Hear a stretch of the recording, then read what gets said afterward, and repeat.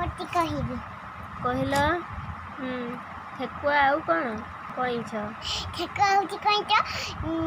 ଦୁଇ ସାଙ୍ଗ ଥିଲେ ଖେଳୁଥିଲେ ଦେଖି ହେଲା କହିଲେ ଠେକୁଆ ଦିନେ କ'ଣ ହେଇଛି ନା ଦୌଡ଼ା ଦୌଡ଼ି କଇଁଛଟି ଚାଲି ପାରିଲାନି। ଧୀରେ ଧୀରେ ସେ ଚାଲିଲା ପଛଆଡ଼େ।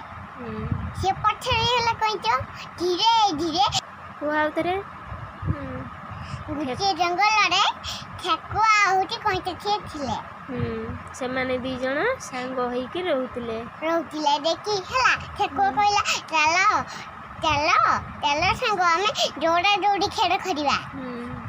ତାପରେ ଯିଏ ଜିତିବ ସିଏ ତାଳ ଗଛ ପାଖରେ ଯିଏ ତାଳ ଗଛ ପାଖରେ ଆଗ ପହଞ୍ଚିବ ଆଗେ ପହଞ୍ଚିବ ସିଏ ଜିତିବ। ତାପରେ କ'ଣ ହେଲା? ଦୌଡ଼ ଆରମ୍ଭ ହେଲା। ଠେକୁଆ ହେଲା ସମସ୍ତ ଜୀବଜନ୍ତୁ ଆସିଲେ ଦେଖିବା ପାଇଁ। ତାପରେ ହେଲା ଠେକୁଆ କହିଲା ମୁଁ ଟିକେ ଏଇ ଗଛଟାରେ ବିଶ୍ରାମ ନିଏ। ତାପରେ କ'ଣ ଧୀରେ ଧୀରେ ଦେଖି ତାର ଗଛ ପାଖରେ ପହଞ୍ଚିଗଲା। ଆଗରେ ସେ ପହଞ୍ଚିଗଲା। ସବୁ ଜୀବଜନ୍ତୁ ମାନେ ଚାରି ମାରିଲେ। ଠେକୁଆ ପହଞ୍ଚି ପାରିଲା ନାହିଁ, ପଛରେ ଆସିଲା। କିଏ ଜିତିଲା ତାହେଲେ? କଇଁଛ ଜିତିଲା।